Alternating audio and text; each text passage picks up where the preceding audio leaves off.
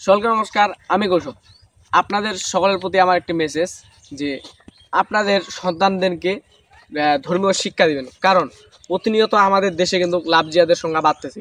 তো লাভ জিহাদকে যদি আমরা ঠেকাতে যাই তাহলে কিন্তু আমাদের সন্তানদেরকে, প্রতিটি সন্তানকে অবশ্যই ধর্ম শিক্ষা দিতে হবে। ধর্ম শিক্ষা একদম সুশিক্ষিত করে গড়ে উঠাইতে হবে। তো আমি চাই আপনাদের সন্তানকে গীতা শিক্ষা দিন। গীতার মধ্যে সব কিছুই আছে, যা কিছু চান সব কিছু আছে, সুখ শান্তি যা কিছু চান ভগবান শ্রীকৃষ্ণের। কারণ গীতা হচ্ছে মুখস্থিত বাণী। তো সেই মুখস্থিত বাণীতে আপনার সন্তানকে যদি সেই মুখস্থিত বাণীগুলো যদি আপনার সন্তানকে ব্যাখ্যা করে একটু শোনান, তাহলে কিন্তু তার একটু হৃদয়ঙ্গম হবে, অর্থাৎ ভগবান শ্রীকৃষ্ণের প্রতি তার ভালোবাসা বাড়বে।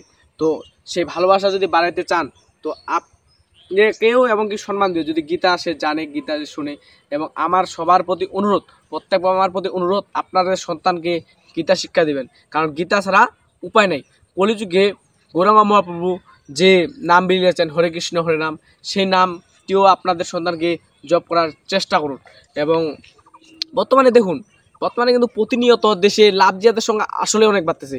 লাভ জিহাদকে যদি ঠেকাতে চাই প্রকৃতভাবে, আমাদের প্রতিটি গ্রামে ধর্ম শিক্ষার দরকার আছে।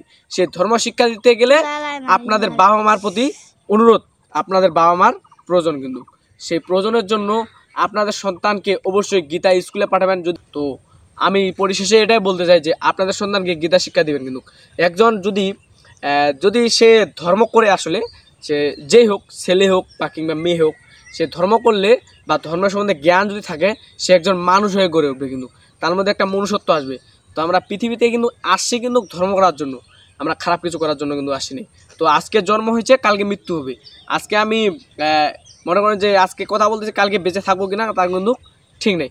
তো আমাদেরকে প্রতিনিয়ত যে ধর্মের দিকে এগিয়ে যেতে হবে এবং ধর্মকে ভালোবাসতে হবে, সনাতনকে ভালোবাসবো। সকলকে নমস্কার, এ পর্যন্ত।